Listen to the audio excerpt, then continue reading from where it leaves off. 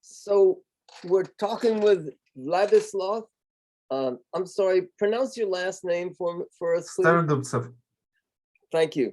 And Vladyslav is actually in Kiev. So let's just start. Can you describe a little bit well, first, tell us a little bit about your background and who you are. I'm Ukrainian history student. I'm studying history of Eastern Europe, and for now I have no job and located in Kiev. Also, I'm a member of a socialist organization, Social Movement, which is working with workers' rights, pushing socialist agenda, human rights, social protests, and so on. Thank you. Describe a little bit to us the situation in Kiev right now. Kiev is kind of more safe than the east of Ukraine, but like 20 kilometers of Kiev, there's constant fight, constant shelling, and so on and so on. Kiev is safe, but if you go a little bit further than Kiev, then it's where all the fighting is going on at the moment. So they can just move to Kiev in any moment when defense won't hold. Everything can fighting can go here, but for now it is safe.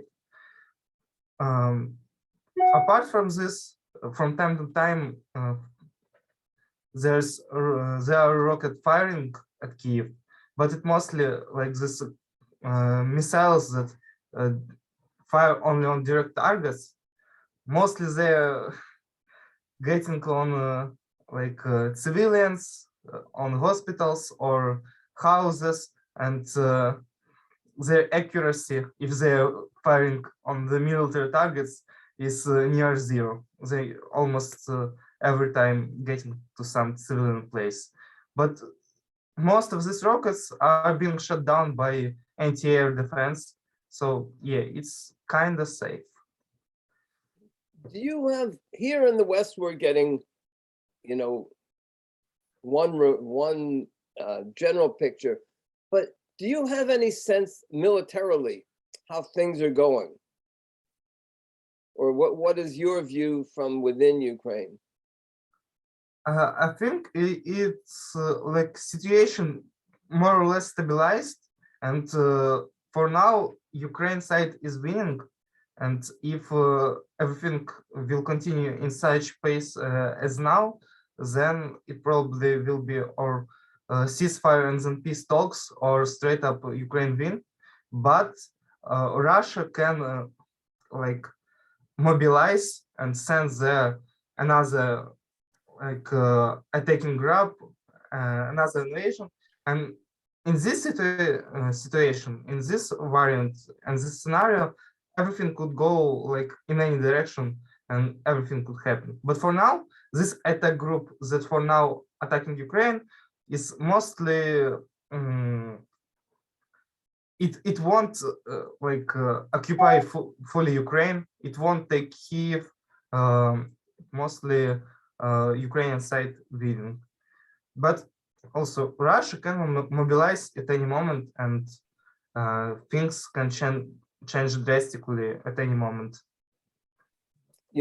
There's been some reports, a lot of reports here about the fighting in and around Mariupol, and they seem to think that one important military goal for Russia is to establish a land bridge from Crimea down to Odessa, and thereby control the coast, the entire coast region there. What are your thoughts on that?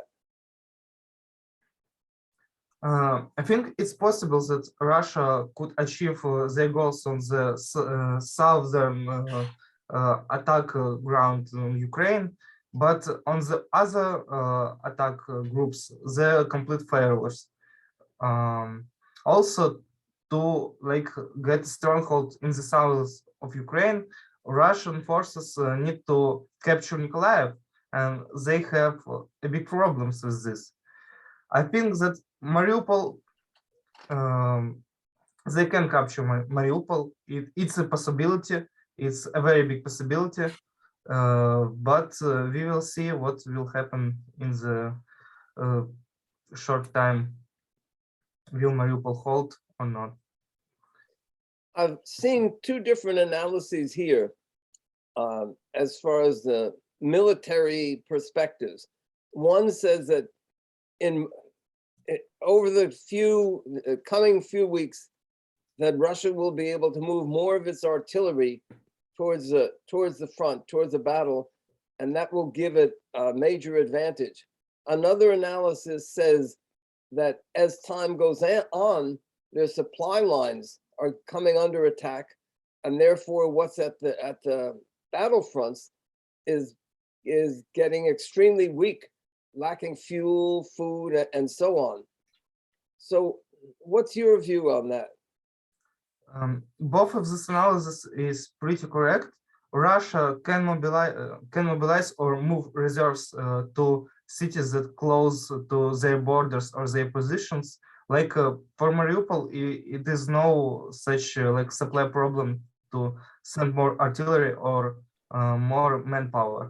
But like for Kiev, it is really hard for them. Also, there is a problem of manpower, of like groups that ready to go to Ukraine, because for now it's there's a big group of Russian army in Ukraine, but Russia wants achieve their strategic goals with these groups, and they have two possible options, or like have indirect conscription via sending here militaries from Syria, mercenaries, or militaries from LDPR republics. And second option is a full-blown mobilization of Russia. And without this, I don't think that Russia will have a big progress. But doing such decisions will cause problem for Russia itself, because full-blown mobilization of Russia will show weaknesses in their propaganda, in their war machine, and just decrease life standards, decrease support of the Putin's government, and shows that military campaign are failing for Russian citizens. And second variant for sending like Syrians, peoples from people's republics, it is that variant that Russia now doing, but it's highly ineffective, because these groups are just used like meat shields, like people from Donbas that conscripted by force and just like meat waves sent to the front lines. There's no any help, no any particular results that these groups can achieve with that. But it's the strategy for now for Russia. So,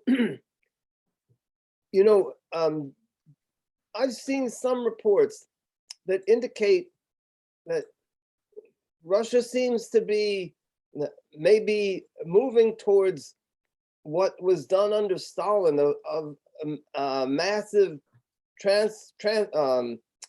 like ethnic cleansing, and trying to move, like, for instance, I saw that some war refugees from Ukraine were taken to Russia. And I'm wondering what you think, if there could be a possibility that Putin could have a strategy of basically trying to change the population within at least sections of Ukraine to, make it composed at least in a majority of people originally from Russia, or his supporters from Russia. kind of an ethnic cleansing in a sense? I don't think so. It would be a very hard logistically and by propaganda machine to portray all of this reasoning and so on. I think that it's not correct description of what's going on. Yes, Russians are forcibly relocating some of Ukrainians and some of population before the war. Population of so-called republics were evacuated, but they're doing this more for propaganda reasons and not full-blown ethnic cleansing. You talked a minute ago about Donbass. How would you describe the situation in 2014 as far as the views of people in the Donbass region, their support for separatism and so on in 2014, how it developed since then, and the effect of the invasion on the consciousness and the mood there in that region? I know many people from Donetsk, Luhansk, and this region, and mostly I would say that most people didn't support any separatism or so on, but they supported some pro-Russian policies. And this group that supported separatism and creating republics, it was a fringe minority, radical minority of more big group of people who supported some elements of pro-Russian politics against Maidan revolution that was going on. I think that, but roots of separatism, they existed. There were grassroots organizations that tried to separate, but there were no majority support of this. There were some people supported it. Most of them supported some pro-Russian policies, but not separating from Ukraine, and some of them supported Maidan. And this situation was the same in most Ukrainian cities. There were anti-Maidan and Maidan activists that fought each other and so on. In Donbass, support for some pro-Russian sentiments were a little bit more than in other places, but yeah, there's a few misconceptions in leftist discourse. First, that so-called self-identification of the people of Donbass. That's not true. Most by sociological studies, most of the people who lived in Donbass didn't support separating in any way. But there's other misconceptions that this is just agents that were planted in Donbass and they provoked all of this. That's also not true, because there were some grassroots of this. Some people really demanded it. And yeah, so this is pretty complicated topic. But for now, after everything what was happening in Donbass, like all of these pro-Russian nationalist groups trying to seize the city administration buildings with the help of Russian army and so on and so on. When time passed by, many of these even pro-Russian far-right groups were repressed by Putin's regime, and only the most loyal to Russia, to Russian government, are stayed here. So even these people that supported creation of these republics, the so-called republics, were repressed, killed, or jailed by Putin's regime. So even these grassroots elements were destroyed fully.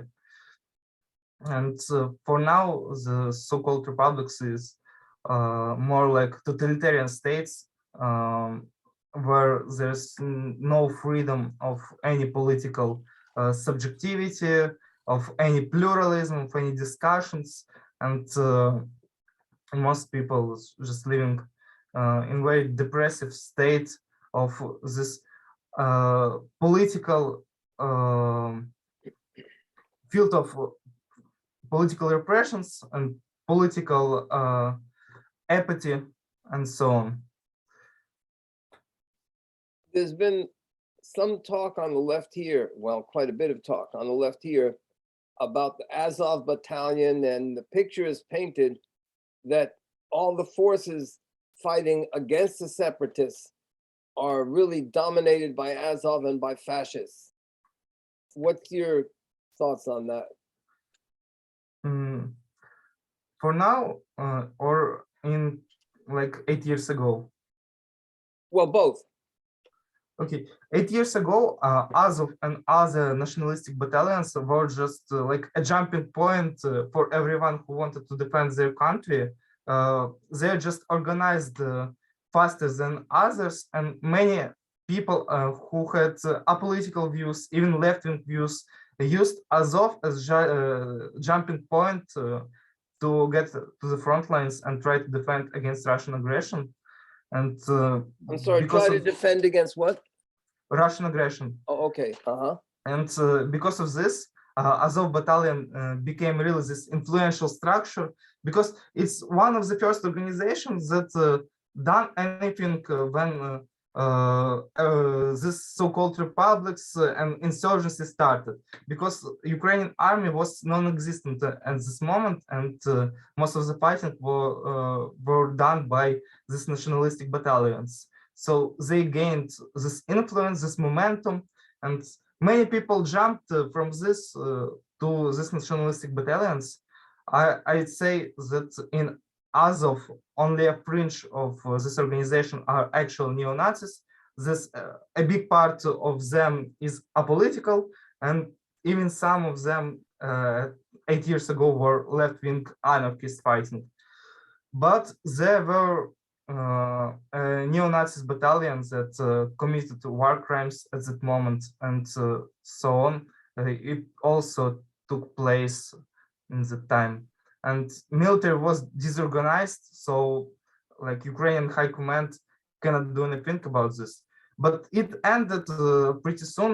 These groups were disbanded, and army highly structurized, and like now these things couldn't happen again.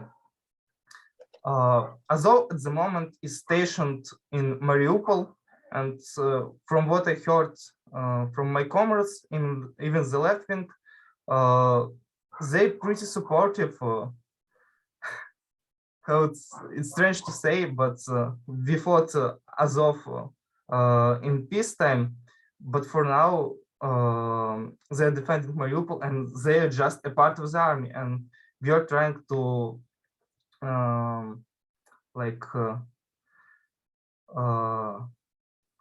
take them as just as a part of the army, that not different from any other part of the army at the moment. There's also fighting. They're putting aside their difference with other people, so the people of different views that at the moment defended Mariupol. And yes, problem of the far right exists, but Azov and has this position of structure in the military that obeying orders from high command, has no authority, and has no possibility to do something that neo-Nazis do stereotypically. So like this, it's a hard topic, I would say. You know, in Syria, when the war was going on there was a lot of, from my understanding, there was a lot of people that were rebelling against Assad that were just looking for some force that was armed that they could fight against Assad with. And so a lot of them joined Islamic fundamentalist groups, not necessarily because they were Islamic fundamentalists, but that's where the arms were.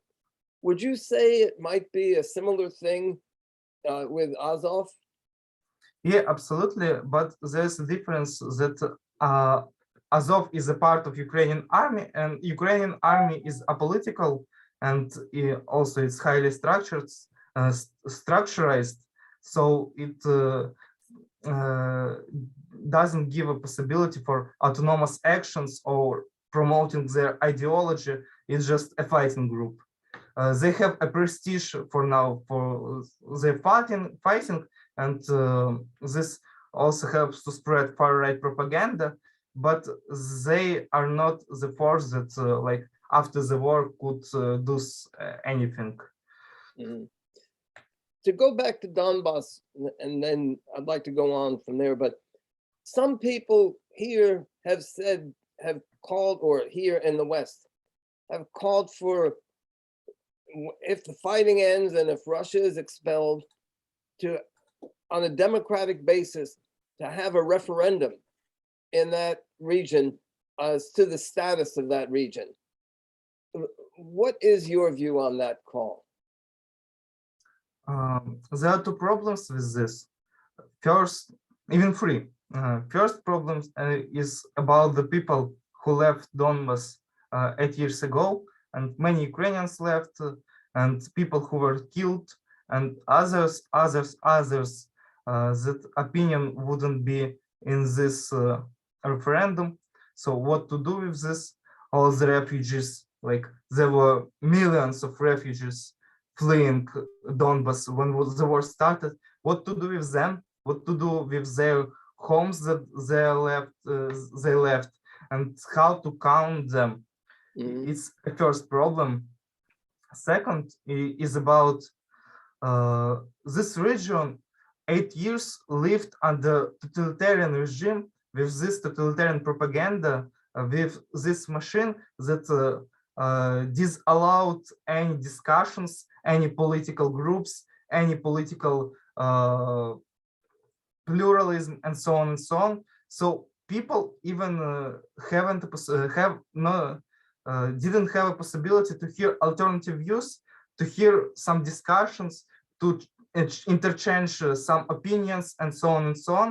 And because of this, I don't think that referendum is a viable solution, like after the end of the war, for example, because people didn't hear alternative views, and people didn't communicate with people that were on the other side of barricades. And for this communication, for this pluralism to develop, there is need to be some time, like because this discussion in political culture won't reappear after the 8 years of like totalitarian propaganda.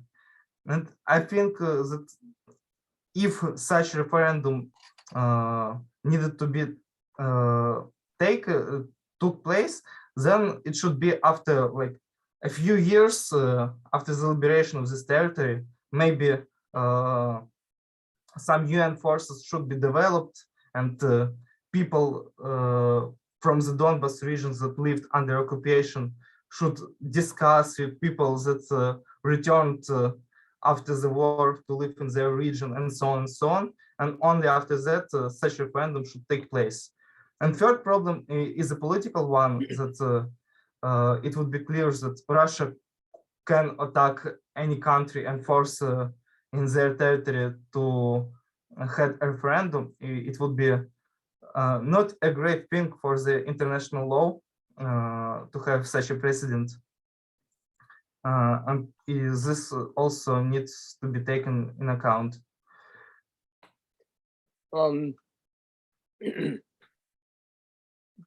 I've seen some Ukrainian people that I've interviewed have commented that in the in over the last 10, 15, 20 years, that a lot of the oligarchs there have played up the national question in an attempt to divert attention away from the class question.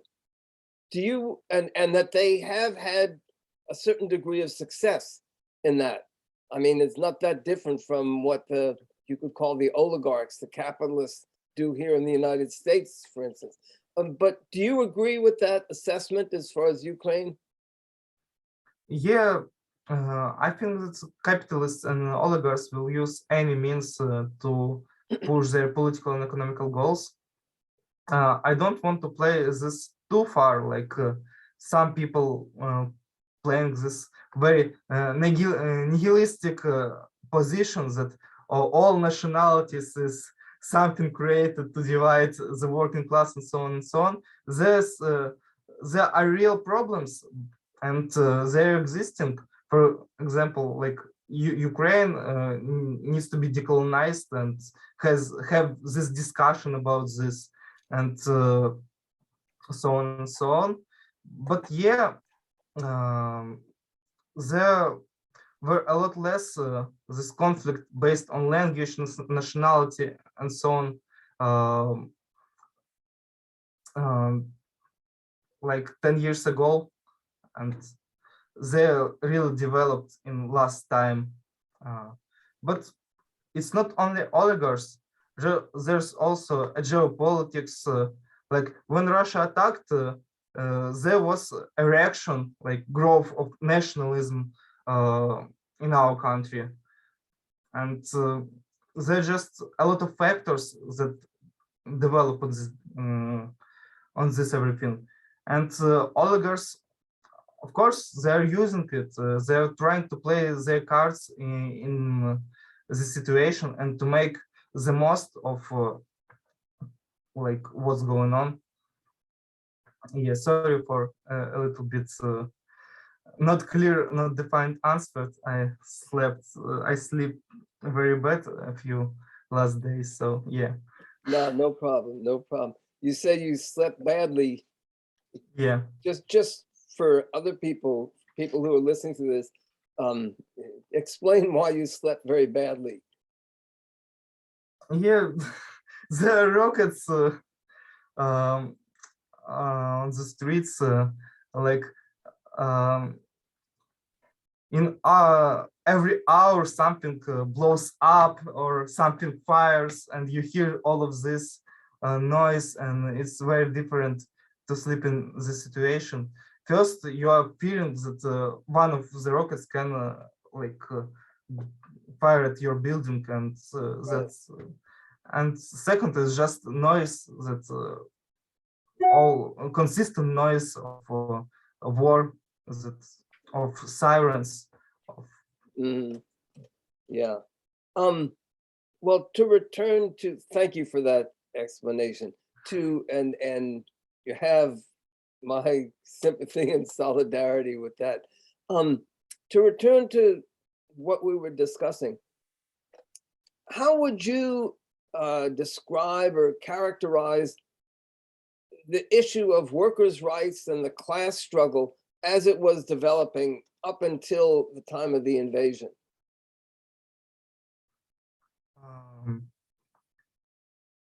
Ukraine government of Zelensky is a right-wing neoliberal government that tried to push all the anti-labor, anti-social reforms from the beginning of Zelensky staying in office, even from the like beginning of Poroshenko's, Yanukovych, and so on and so on. All of our presidents pushed this anti-social neoliberal reforms, and Zelensky also tried to attack like basic social service like healthcare. He was pushing now in the times of war health reform that just basically it's cut all the spendings on the medical facilities, on the like cut of the spending, privatize everything, optimize everything, and so on and so on. And because of this, wages went down, like quality of treatment went down, and equality of medical care also, and so on and so on. The same is going on the like public transport. trains, buses, and so on, metro. They're trying to push prices. They're trying to privatize everything, like cut all the spendings from the government. And because of this, wages and workers' rights in these spheres are also harmed a lot. Apart from this, we have a really old like labor codex from Soviet Union, from Soviet Ukraine. It was modified a lot, so it's kind of okay by modern standards, but there's this propaganda that it's Soviet codex, it's not working in this time, and so on and so on. And they're trying to liberalize it.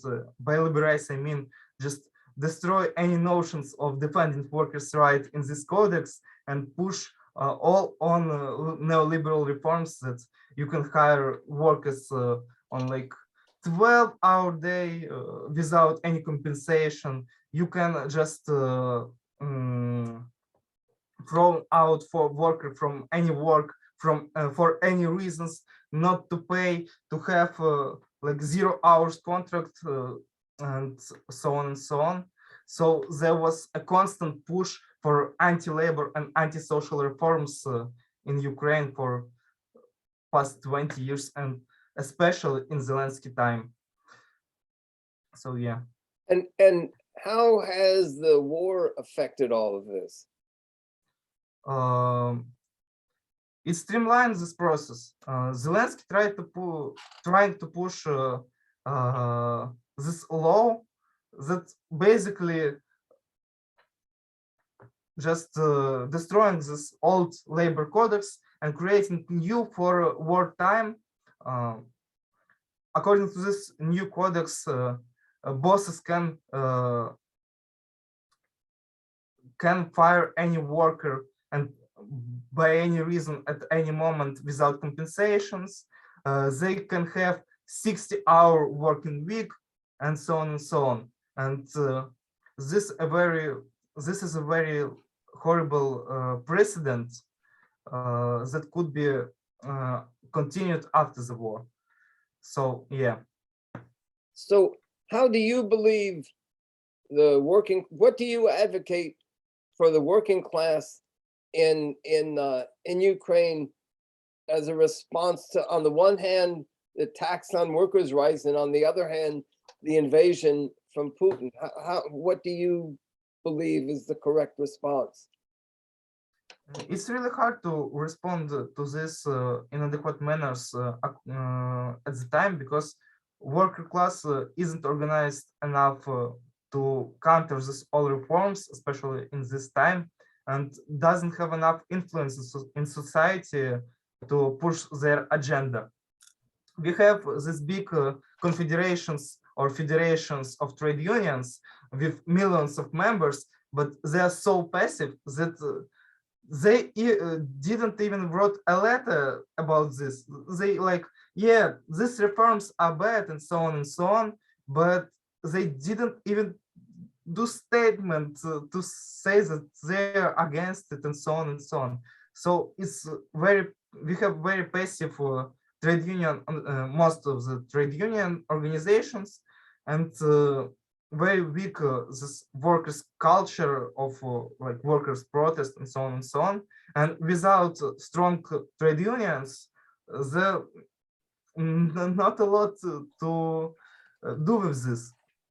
We have also like a few independent trade unions that are trying to talk about this.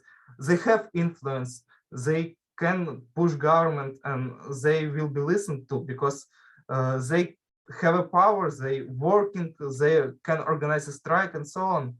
But most of the trade unions are just ignored by the government because they're too passive, and also they don't have any political representatives, like even like center-left parties. There's no left parties in Ukraine, even like super neoliberal left, like in like in Europe, SPD or so on. There's no such party. Every party is right wing, and none of the parties are advocating for trade union voice to be heard, to get on board with trade unions, to speak with them. They have no even political representation at the slightest. So they are passive. They don't have a voice, and so on and so on. And without that, like popular movement, workers' movement, doesn't have enough power to push government against these reforms. And especially in times of war,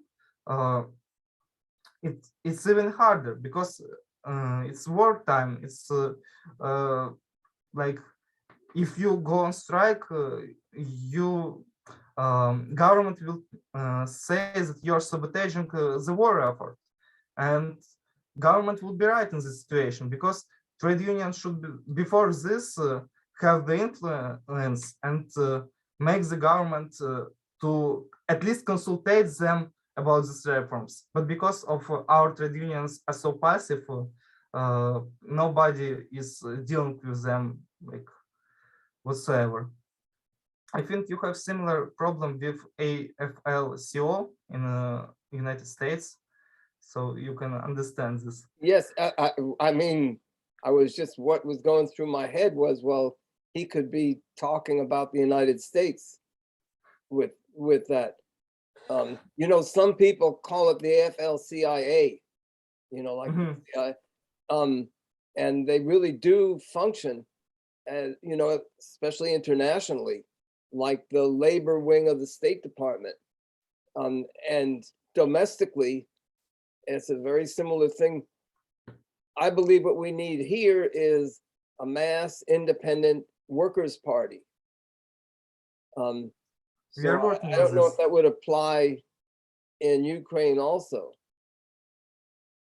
The other thing here, I mean, we used to talk about a labor party here, but the unions have declined so much, not just in numbers, but in terms of, you know, just for instance, like most workers that I know here in the United States that I run into just working in the street, for instance, city workers and so on, or workers in a supermarket, they don't even know the name of the union that they belong to because it's so distant, they're so alienated. It's just not part of their thinking, of their consciousness. And so, you know, I don't know if that's, and so the result of that is, I think at this point, if a working class party were to develop here in the United States, I think ultimately the unions would have to play an important role in it, but I don't think initially that it would develop from within the unions. It would develop from forces outside of the unions. There might be some union members and caucuses involved, but it would develop mainly outside of the unions. Then it would have an impact later within the unions. What's your thoughts on, do you see something like that in Ukraine? Yes, I absolutely agree with you. We have a very similar situation. Many of the members of the unions don't even know about their unions anything. They just pay monthly Dues, we call it. yes, monthly dues, and just all, and that's it. That's all about the union trade union membership. And we are trying to do something with the situation. We have a trade union wing of social movement that are working with organizing independent trade unions. We are working in this like big federations or confederations of trade unions and trying to separate militant people, militant groups of people that can form a smaller trade union in this big federation of trade unions, but to be militant, to push their demands and to fight for workers' rights, and one by one to organize industries, to organize companies in that manner, and to creating firstly a militant trade unions inside of this passive federations, confederations, and so on, and also creating independent trade unions outside of them, if this is possible. So it's our tactics at the moment. But yeah, mostly about Workers' Party.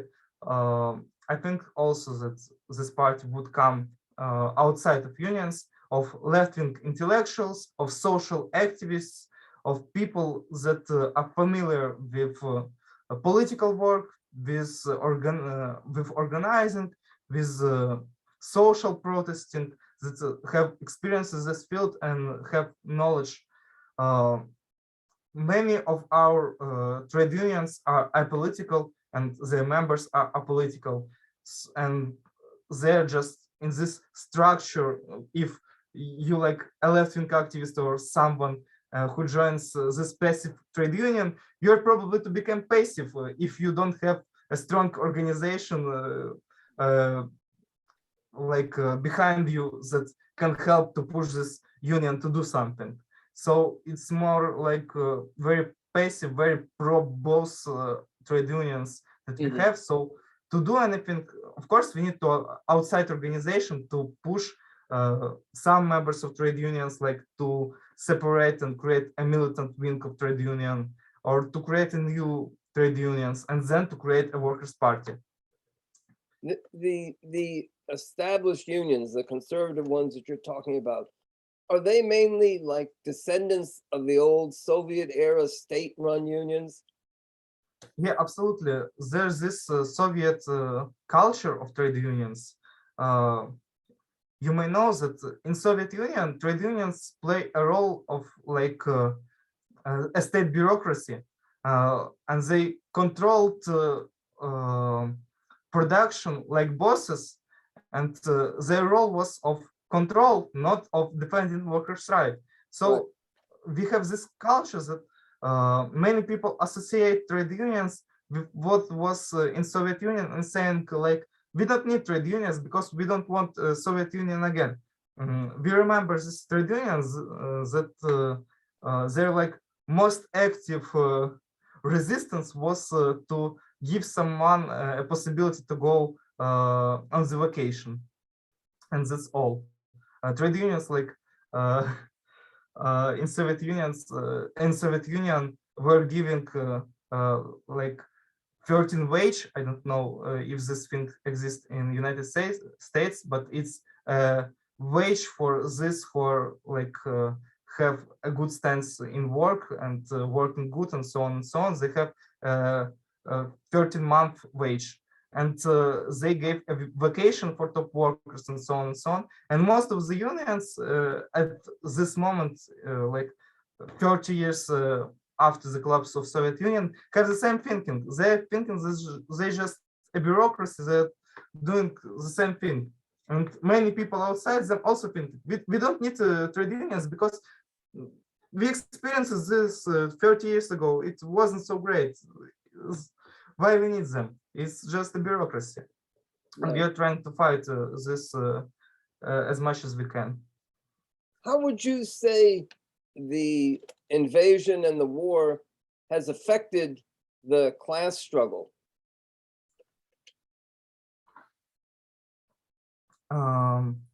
Many of the companies are trying to push anti-workers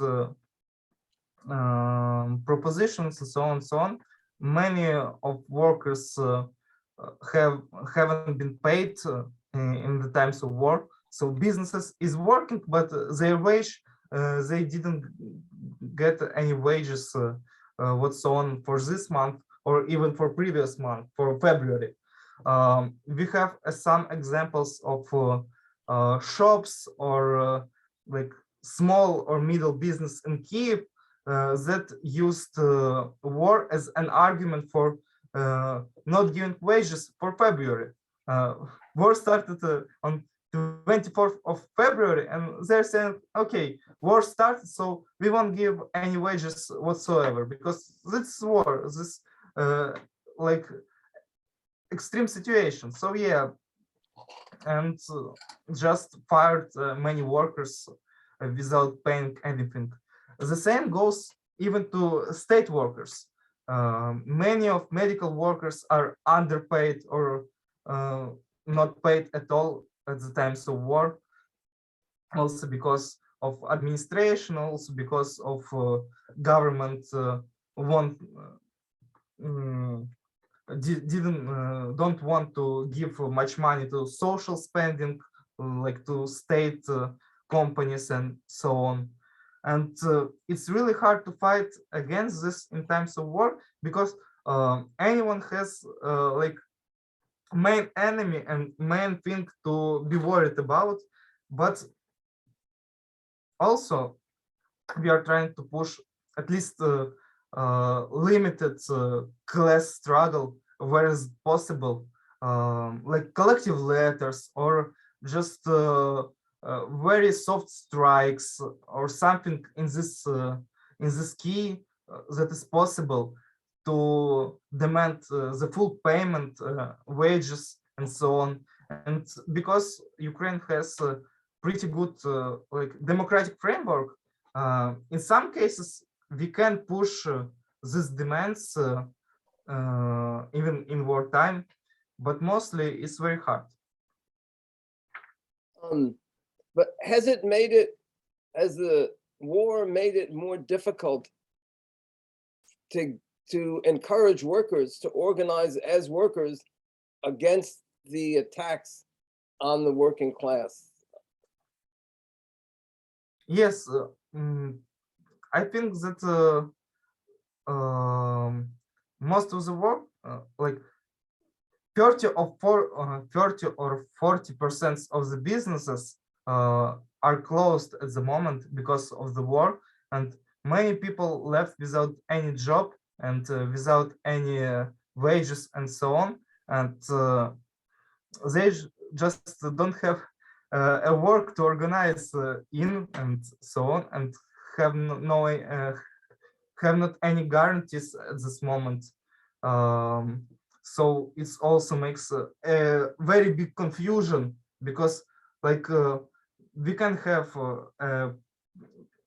big businesses working, production, all production working, small businesses, cafe and so on work in this situation in many cities, and because of this workers are just fired without any significant compensations, without any social care, and this creates a very big social instability and problems that aren't dealt by the government. Government didn't do anything about this, and in the places where work continues, there pretty much everything the same as it was before. So passive trade union doing passive trade union stuff, and don't do anything about anything.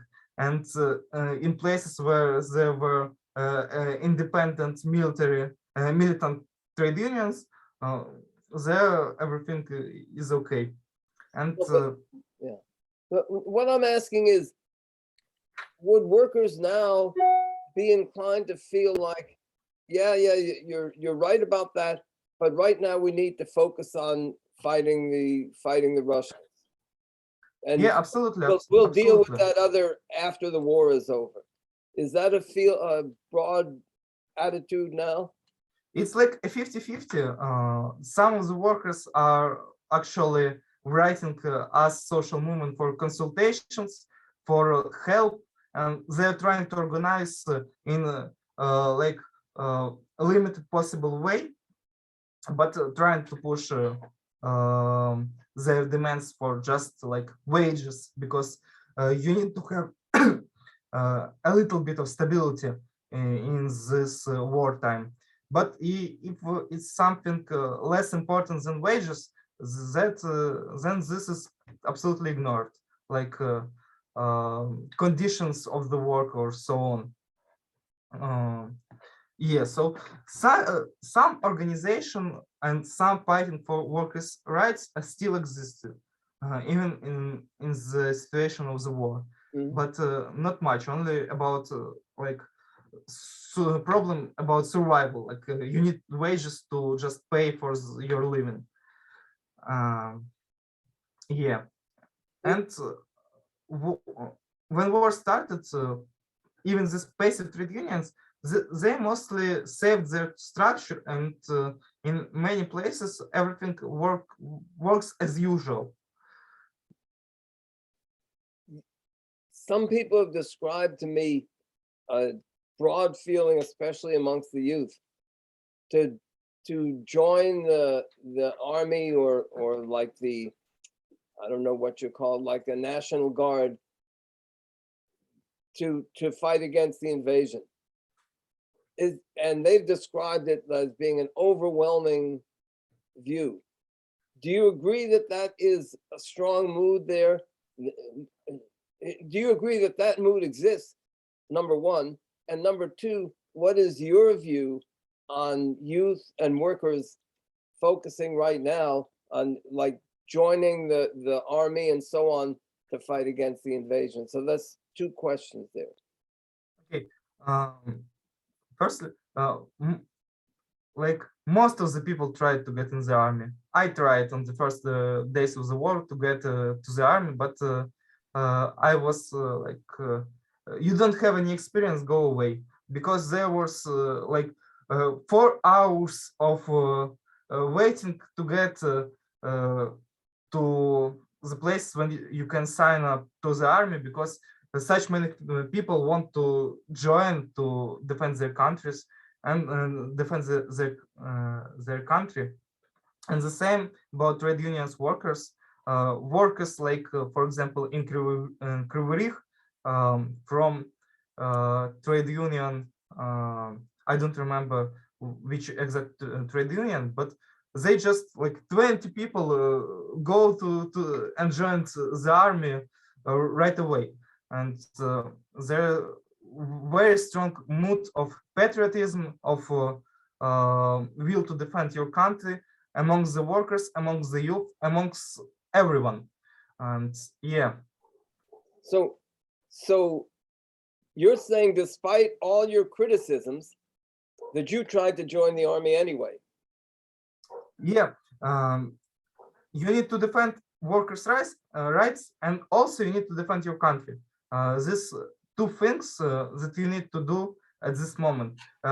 We won't stop to criticize Zelensky government for his anti-social reforms, his anti-labor reforms and policies, but we will do everything to help to defend this country, because it's also a very big, it's a main problem at the moment, and we need to fight on the both front lines against social reforms, but against Russian invasion. And we in social movement are supporting every initiative of Zelensky that helping the war effort and helping to defend our country. But we are against every initiative that even in the war times trying to socially destabilize our country by pushing anti-social and anti-workers reforms. We think that these reforms, they even sabotaging like the war effort, because if the workers and the people know that they can be fired in any moment, that their fabrics are closed and so on, this destabilizes society and sabotages defense efforts, because people are just in more chaotic state, less dependent in social aspect, and this is a very dangerous situation. And we are trying to fight like against Russia, but against this anti-social, anti-workers reforms too. You know, maybe you're more familiar with this than me, but I'm guessing that the same kind of so-called social reforms are being carried out by Putin in Russia. Yeah, because of sanctions and all of this, Russia trying to do this extra austerity policies and letting business do everything because of the thought that if you let business do everything, it could fix this, but it could not, and this is just another possibility for Russian government to push anti-workers' rights and anti-social rights and so on. But I don't think that the Russian government doing this on purpose to attack workers' rights, because in this authoritarian country, you can do this at any moment. If like Putin decided a year ago to change labor legislations and so on, he would do it without any problems. But there's this myth of neoliberal economy, of austerity policies, that they could help in these situations when we need, and even like speaking from perspective of this Russian authoritarian government, most effective policies for them would be like radical Keynesianism to save at least something, but they choose the strategy to let business do everything, and also because of this, trying to destroy every notions of workers' right in Russia. But like also in Russia, it's not the main point of fighting at the moment, because all the strength of Russian left-wing movements are democratic Russian left-wing movements are going to fight this imperialist war. But prior to the war, was there a right to strike and full union rights and so on in Russia? Do you know? I would say that there is no such thing as independent unions in Russia. There was some attempts, but it was poorly organized and didn't go too far. In Russia, you have the right to strike, but you don't have structures and political organizations to use this right. So just like this, they also have this federation of unions, but it's so politically pro-Putin that they just won't do anything against government. They just won't do any passive resistance. And because of this, Russia has a strong grip on their trade unions and their workers. And strike's still a possibility, but it's mostly like very chaotic strike, and any organized strikes are impossible. Does your group have any, or have they had any contacts within Russia and trying to make a link between Ukrainian and Russian workers, either prior to the invasion or now?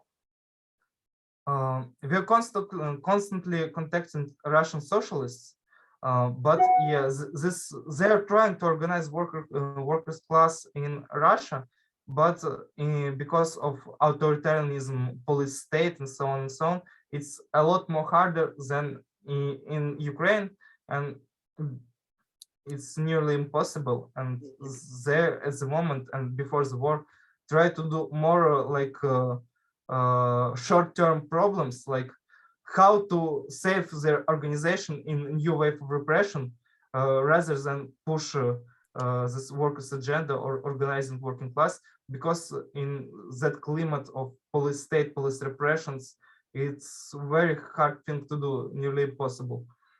Is there any possibility of, you know, the classic socialist view that soldiers are workers in uniform?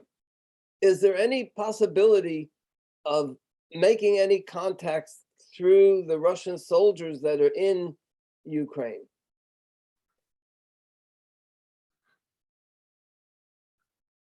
I don't know. I don't think so. It's a very hard question. Many of Russian soldiers are deserting, and morale is very low. But I don't think that they can be agitated to anything except the desertion. So, like, they're deserting because of poor organization of Russian army, of lack of motivation, of forcible mobilization, and so on and so on. And there are a few problems about agitating them. Firstly, that you have no way to contact Russian army or Russian soldiers directly, so they don't have any possibility. You don't have any possibility to just show them the propaganda and so on and so on, and it's highly ineffective because their morale already is low, and if some of them have a possibility to desert, they are deserting. And if they don't, it's mostly because they have not this possibility. So our possibilities to change something in this way are very low. I mean, I've seen, for instance, protests in cities that have been occupied by the Russian army, and the soldiers are standing right there. And I've seen videos, maybe these are just a few and far between, of Ukrainian people kind of shouting and kind of like propagandizing, preaching at the soldiers. Most of what I've seen is, look, you know, we're all Russians. We're supposed to be united. What are you doing, invading this country and so on? But I'm just wondering, what would be the potential of saying, you know what?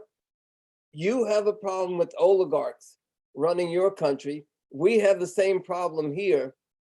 And your being here is just helping the oligarchs.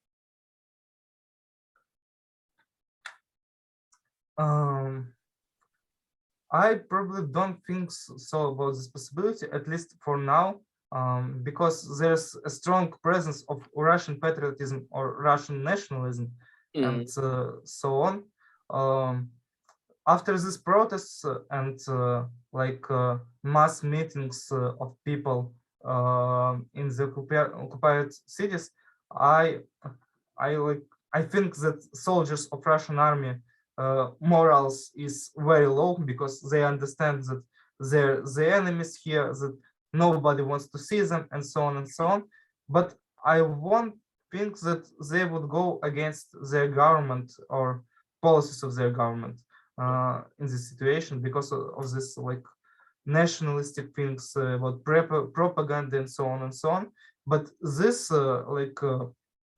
gives a blow to their morale and so. During the Vietnam War, one of the main things that caused the US to withdraw was there was massive troop rebellions where the soldiers were actually shooting their own officers. Whole battalions were refusing to go out on patrol.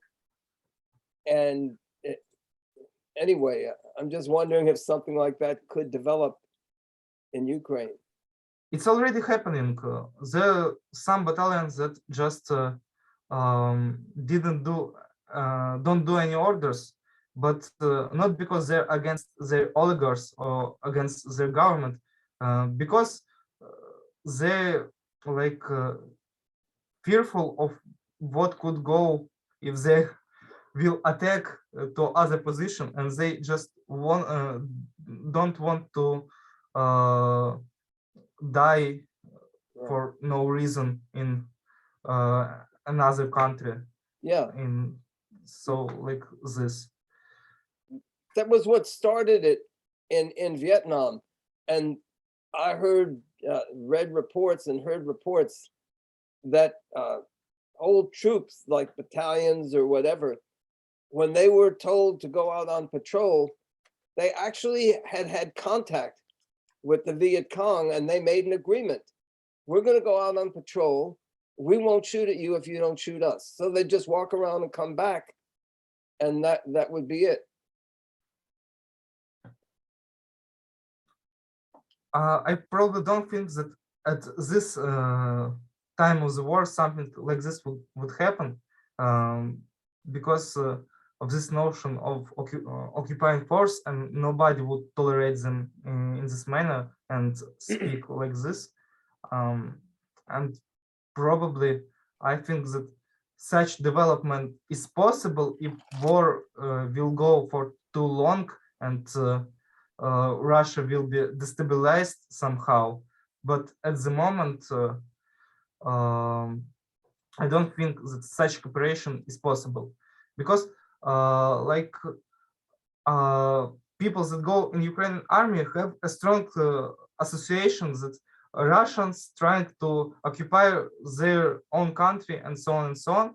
And most of the people who joined Russian army is mercenaries that go here for contracts and so on and so on. And Right. so you understand. Yes, yeah. One last question. There's been a lot of discussion here on the left about the NATO countries, US included, giving arms to Ukraine. And a lot of people on the left, not including me, but a lot of people on the left think that they have to denounce that. What is your view and what is the general view in Ukraine about Ukraine receiving arms from the NATO countries at this time? All of the left wing of Ukraine is supporting delivering of any arms or any humanitarian aid to Ukraine. And also general population also supportive of this demand, because it's something that helps us fight for our freedom, our independence, of just well-being and subjectivity of Ukrainian people. And we are, as organization, as social movement, tried to push this demand to other left-wing parties and left-wing organizations. We had a discussion with left-wing party in Sweden and Red-Green Alliance in Denmark, and they support the demands for sending weapons to Ukraine. Also, we organized a few international conferences with the left parties in Europe, trying to push this demand. And we are actively working against all of these pseudo-pacifistic tendencies in the left movement, that they are just denying the right to resist of Ukrainian people. They're saying that for some reason Ukrainians shouldn't get weapons, and they're just denying these basic rights for self-defense. And they justifying with some absolute shitty arguments that have no sense if you understand how the world works, like intra-imperialist conflicts, blah blah blah, and so on and so on.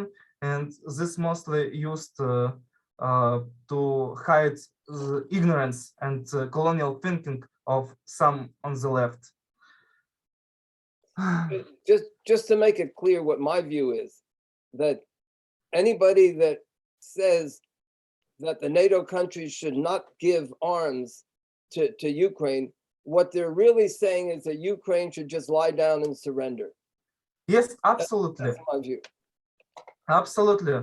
There are a lot of leftists that say something like this, that Ukraine should go on compromise with Russia. So give them Donbas, give them Crimea, give them some other territories, and fighting will be stopped, and there will be peace. These people, firstly, they don't understand how general work of the law, international law, and the danger of this precedent. And they just don't understand that if you lay down weapons and surrender, there won't be anything good to you. I think that left-wingers... Yeah, nor will it be just... I'm sorry, go ahead. Left-wingers that have some experience organizing trade unions or organizing working class, they can understand this easily, because it's like the same if you go and say workers compromise with your boss and dismantle your union. Why do you need this? Right. And this is the same argument. And I just don't get how some left-wingers are just saying something like this. I was on a conference with Podemos, and they was very proud of their decision to be only one party that was against sending arms to Ukraine, and they portrayed this as great pacifism of socialist left and agitate other parties to do the same. And this just, I was shocked to hear something in these lines from parliamentary left-wing party, and this just was a little bit shocking for me. And yeah. In my opinion, I mean, you might, I don't know, maybe you think this is wrong, but if that were to happen, to just surrender, it would not be just Donbass and Crimea. Yes, But absolutely. also Putin would install a puppet government. So actually, Russia would take over all of Ukraine, Yes, either through a direct immediate control or through a puppet government. And in that sense, it's not that different from what, for instance, Israel is doing in the West Bank. absolutely, I agree. Yeah. I'm in love with this comparison to Israel and Palestine, because the situation is really similar. And by pointing to this, you can point to ignorance of some groups on the left that are talking about this.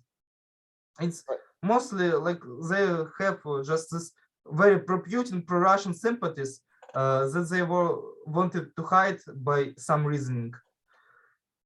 You know, I mean, both governments and both the Palestinian Authority and Hamas in Gaza, in my opinion, are corrupt right-wing governments. But that has nothing whatsoever to do with completely opposing Israel's racist and expansionist policies. And I mean, those two governments, from what I know, are even worse, far worse than the Zelensky government. But what does that have to do with opposing Israel's expansionist and racist policies? Nothing. And as far as the left, I mean, I think that the socialist movement here is in a great crisis. And incidentally, that is a whole conversation in and of itself. But it really, what it is, the majority of it has really lost touch with the working class at home. And if you're not in touch with the working class at home, how can you expect to be in touch with the working class in Ukraine or anywhere else? That's the real basis for it. And they just don't see the working class as its own independent force. And they really actually don't have much interest in relating to the working classes, what I call a left ghetto. I absolutely agree with this, and I think that it's a great possibility to split the left-wing movement to that part that pushing this dogmatic anti-workers, anti-self-determination policies from the real left-wing movements. And I think that with this horrific event, we also have a good possibility to understand who is your friend and who is your enemy. And yeah, I think that left should capitalize on this situation and just outright split from people like that supporting Russia or trying to downplay their aggression, because supporting Russia is not only problem with Russia, it's problem with their whole analysis of the situation, not only in Russia, but in the world as a whole, in their home country, everywhere. If you, for some reason, trying to downplay Russian aggression, then you have something very wrong in the basis of your analysis as a whole, as just as a left-wing thought. You failed in this. And I think like this really great possibility to understand who's who. I agree. I agree. Well, on that note, if you have any, do you have any last words? I'm very grateful for your interview. It was pleasant to speak about Ukrainian problems, even to see that kind of interest from American left, from global left, and so on. And I would glad to meet another time and speak about anything you want if you're interested. And I'm just glad of your support and solidarity. And I hope more people be like this and won't support imperialist or anti-workers policies. Thank you very much.